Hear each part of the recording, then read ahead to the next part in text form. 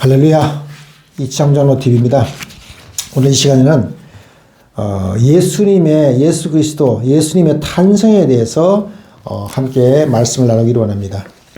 오늘 말씀의 중요한 요점은 뭐냐면 마태복음 1장에서 아브라함부터 시작해서 예수님까지의 족보가 쭉 나열되어 있습니다. 그리고 마지막에 요셉의 아들 예수로 태어납니다.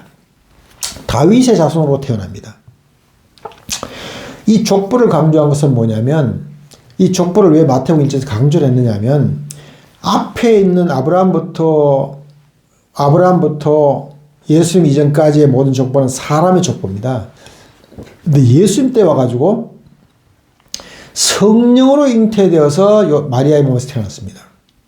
그러니까 예수 이전까지의 족보는 전부 사람으로 태어난 겁니다. 그러니까 다시 말해서 가인의 후손입니다. 셋의 후손입니다. 셋의 후손. 가인과 셋은 나중에 합치더라도 족보가 막 섞여버렸어요. 피가 섞였어요. 그래서 결국은 노아의 8식구가 남아있었던 것입니다. 그래서 그 후손들이 쭉 내려온 거예요. 그러니까 그것은 무슨 말을 하냐면 결국은 사람의 피를 받고 태어난 것입니다. 거기에는 원죄를 저질렀다는 그 DNA가 그대로 유전되어서 내려온 것입니다. 그렇게 유전되어 내려와가지고 원죄를 안고 있는 사람의 몸으로 쭉 태어나서 태어나다가 예수님 때 와가지고는 그 원죄의 DNA가 있는 그러한 몸이 아니라 성령께서 잉태하셔서 마리아의 몸을 받고 태어나신 것입니다. 그러니까 예수님의 몸에는 원죄에 대한 DNA가 없어요. 예수님의 몸에는 원죄에 대한 DNA가 없습니다. 예수님은 성령으로 태어나신 겁니다.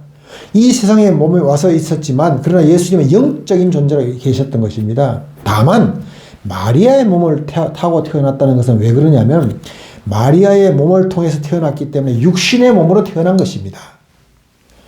이 육체를 안고 태어난 것이에요. 그러니까 우리 사람의 눈에 보이고 만질 수 있고 볼 수도 있고 들을 수도 있는 그 육신의 몸으로 태어났지만 예수님의 영은 살아있는 영입니다. 예수님 이전까지의 마태복음 1장에 나오는 족보에 나오는 그 많은 사람들의 이 영은 하나님께서 원죄의 값으로 영을 닫으셨어요. 클로즈 시켜버렸어요. 기능이 스톱됐어요. 근데 예수님의 경우에는 성령으로 잉태되었기 때문에 예수님의 영은 살아있는 영이에요. 영안이 열려있는 영입니다. 그러니까 영안이 열려있는 영에다가 몸은 사람의 몸인 것입니다. 그것이 예수님입니다. 그렇게 태어나신 거예요. 그러니까 예수님의 몸은 그냥 일반 사람이 아니라 영적인 존재입니다. 그것을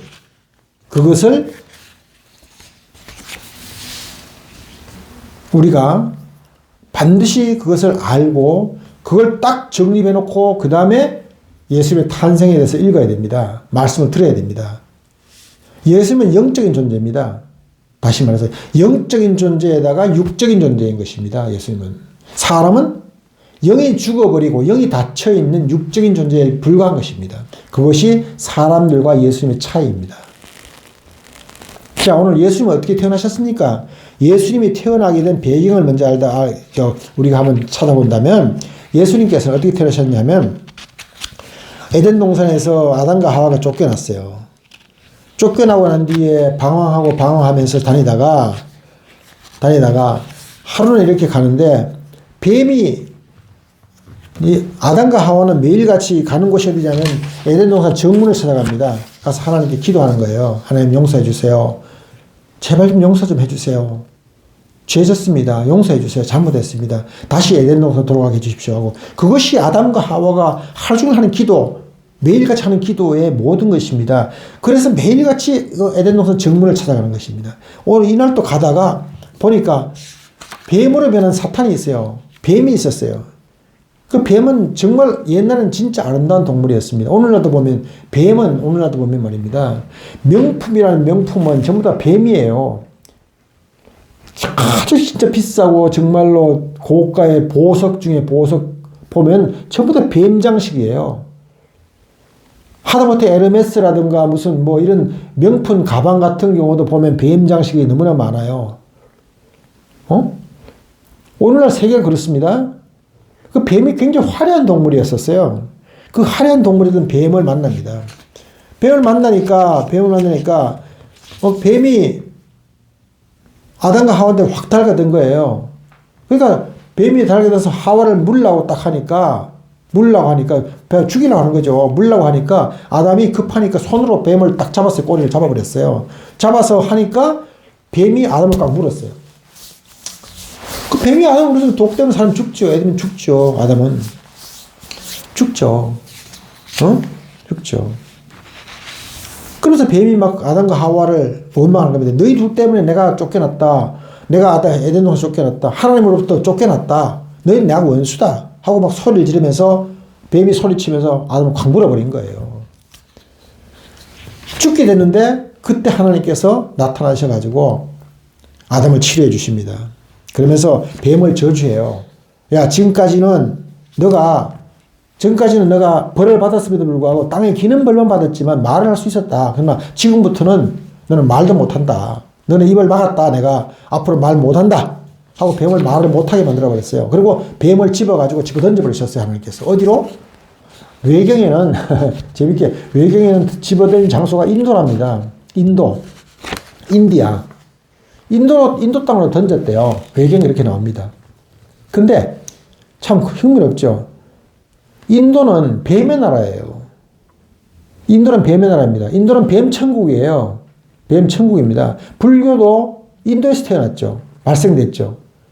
그 뱀이 7마리, 머리가, 대가리가 7마리짜리 뱀이 부처가, 석가모니가, 보리스나무 밑에서 해탈할 때 뱀이 지켰다고 합니다. 그 정도로 인도는 뱀이 많아요. 뱀이 많아요. 힌두교의 배경에도 뱀 천지입니다. 인도가 그렇습니다. 아무튼 뱀을 인도로 집어 던져버리셨어요. 하나님께서. 그리고 뱀이 그렇게 와서 공격을 하고 하니까 아담과 하와가 너무너무 절망해가지고 죽고 싶은 거예요. 그래서 자살을 시도합니다. 자살을 시도합니다. 그래서 아담과 하와가 낙원 에덴 동산이 정문이 보이는 곳으로 높은 곳에 올라가가지고 거기서 죽으려고 뛰어내려요. 바위 위에서 뛰어내립니다. 뛰어내리는데 다행히 뛰어내려도 불구하고 죽지는 못했어요. 죽지는 못하고 다쳐가지고 피를 흘리고 그 피가 바위에도 묻고 또 모래사장에도 묻고 피가 모래사장에 낭자하게 뿌려져 있어요. 피가. 그래서 죽지는 않았어요. 그래서 아담은 다시 일어나서 그 피가 생명이잖아요. 피는 생명이에요. 자기의 생명입니다. 그러니까 아담이 자기가 흘린 피 묻은 그 모래를 떠가지고 와서 하나님한테 바위 위에 올려놓고 하나님한테 기도합니다. 하나님, 이 생명입니다. 이 피를 대신 받으시고 저 좀 용서해 주세요. 다시 한번 에덴 동산 들어갈 수 있게 도와주세요. 살려주세요. 하고 기도합니다. 이때 아담이 바위 위에 피를 얹혀놓고 기도하는 것입니다. 하나님께서 그 모습을 보시고 마음속에 긍휼함이 생기신 거예요. 사람을 불쌍하게 여기시게 된 것이에요. 그래서 불쌍하게 생각이 들으셔가지고 하나님께서 약속을 하십니다. 오늘 너가 네 피를 나한테 바쳤듯이 나도 먼 훗날 내 피를 바쳐서 너희를 구원해 주겠다. 다시 에덴 동산으로 데리고 가겠다. 그것이 구원입니다. 다시 에덴 동산으로 가겠다. 구원해 주겠다. 라고 하나님께서 약속하십니다. 하나님께서 내 피를 대신 흘려가지고 너희들을 구원해 주겠다. 그때까지 잘 살고 열심히 살아라. 라고 하나님께서 말씀하시는 것입니다. 하나님께서 먼 훗날 너하고 또 너희 같은 사람의 육체로 인간세상에 태어나서 그 피를 바쳐서 피를 흘려서 너희를 구원해 주겠다라고 약속을 하신 거예요. 그것이 바로 그 약속대로 오신 것이 바로 예수님인 것입니다. 예수님인 것이에요. 하나님께서 육신으로 이 땅에 오셔서 십자가에서 피를 흘리고 하나님의 피로 사람의 죄를 용서해 주신다는 약속을 예수님을 통해서 지키신 거예요. 여러분들, 오늘날 교회에서 고등부, 교회학교 고등부, 중고등부를 뭐라 하면 CA, 영어로 CA 고등부라고 합니다. CA라고 하는 것은 뭐냐면 크라이스트, 예수 그리스도를 말하는 겁니다. 크라이스트 엠베서더, 예수님의 대사라는 뜻입니다. 마찬가지입니다. 오늘날 하나님께서 예수님을 이 땅에 보내셨어요. 그러면 예수님은 뭔가요? 하나님의 엠베서더입니다. 엠베서더예요.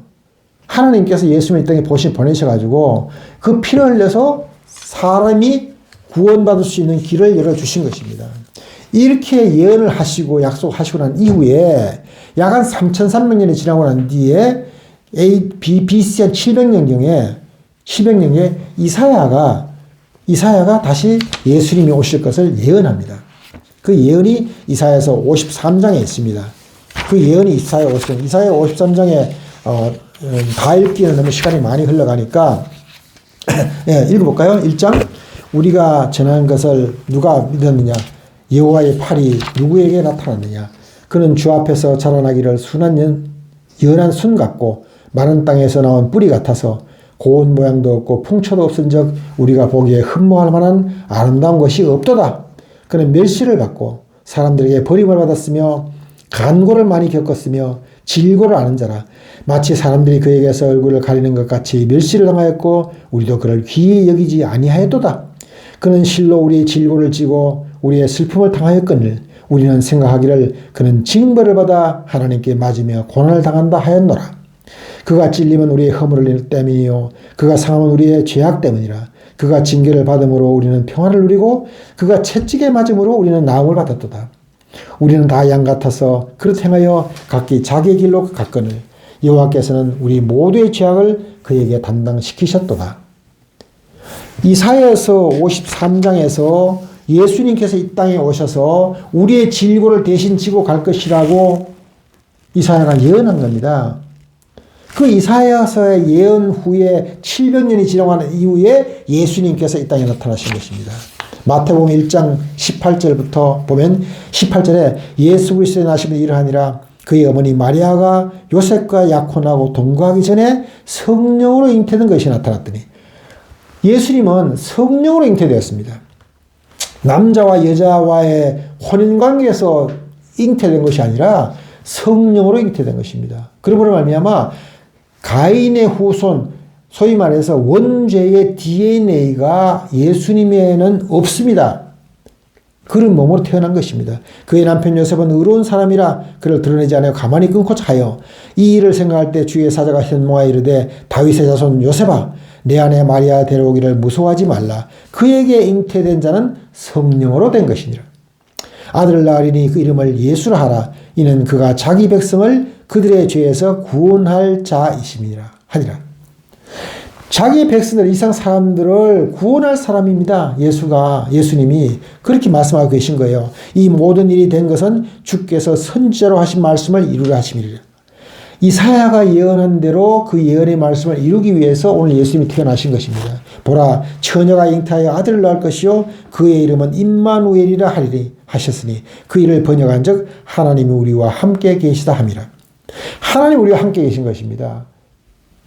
하나님께서 아담에게 약속하셨듯이 이 세상에 하나님께 육신으로 보내셔서 오셔서 피 흘리시고 그 피값으로 구원할 수 있는 길을 내려주신 것입니다. 24절에 요셉이 잠에서 깨어나 이르되 주의 사자의 분부대로 행하여 그의 아내를 데려왔으나 아들을 낳기까지 동침하지 아니하더니 나음의 이름을 예수라 하니라. 예수라 하니라. 자, 오늘 이 말씀에서 가장 중요한 것은 뭐냐면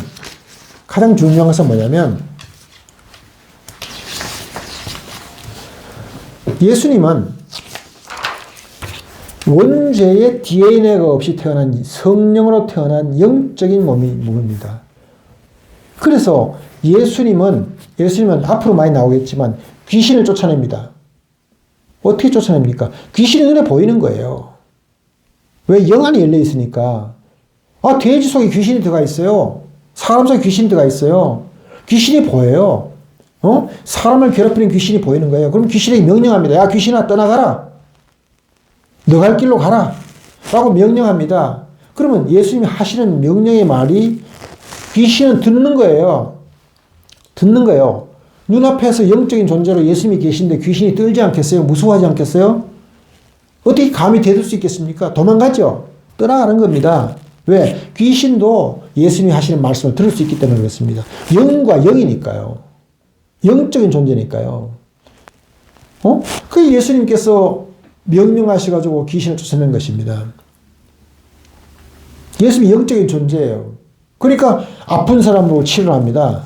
영적인 존재시니까 하나님께서 만드신 육체를, 사람의 몸을 예수님이 영적인 존재시고 성령께서 잉태하신 분이니까 이 몸을 얼마든지 고칠 수가 있는 거예요.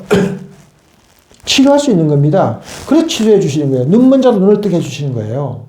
벙어리가 입을 열고 말할 수 있게 해주시는 거예요. 죽은 자도 살릴 수가 있는 거예요. 왜? 영적인 존재시기 때문에 그렇습니다. 거기다가 하나님께 기도해서 하나님 아버지 치료해 주십시오 하고 기도하면 다 치료가 되는 거예요. 영적인 존재예요. 오늘 우리가 꼭 기억할 것은 뭐냐면 예수님 우리와 달라서 영적인 존재로 하셨다. 그래서 예수님께서 하신 말씀은 우리가 그 말씀대로 행하면 그 모든 것이 이루어질 수 있다. 왜? 어떻게? 예수 그리스도 이름으로 이루어질 수 있다. 그 말씀을 드리는 겁니다. 오늘 예수님 탄생에 대해서 우리가 알아봤습니다. 예수님은 영적인 존재로 태어나셨어요. 그리고 영적인 존재가 하시는 말씀이 오늘 성경의 마태복음 공간복음에 마태, 마가, 누가, 요한복음에 공간복음에 예수님 하신 말씀이 기록되어 있는 것입니다. 그 말씀을 중심으로 해서 예수님께서 하신 말씀을 중심으로 해서 우리가 그 말씀을 우리 마음속에 기억을 하고 상고하고 그렇게 하게 해서 우리가 예수님의 은혜를 받을 수 있게 되기를 예수님으로 축원합니다. 그렇게 되기를 바랍니다. 다시 한번 강조하지만 예수님은 영적인 존재이시다. 영 안에 일리신 분이다. 우리와 다르다 하는 것을 꼭 기억하시기를 예수 그리스도의 이름으로 부탁을 드립니다. 오늘 말씀 여기까지 하겠습니다. 감사합니다.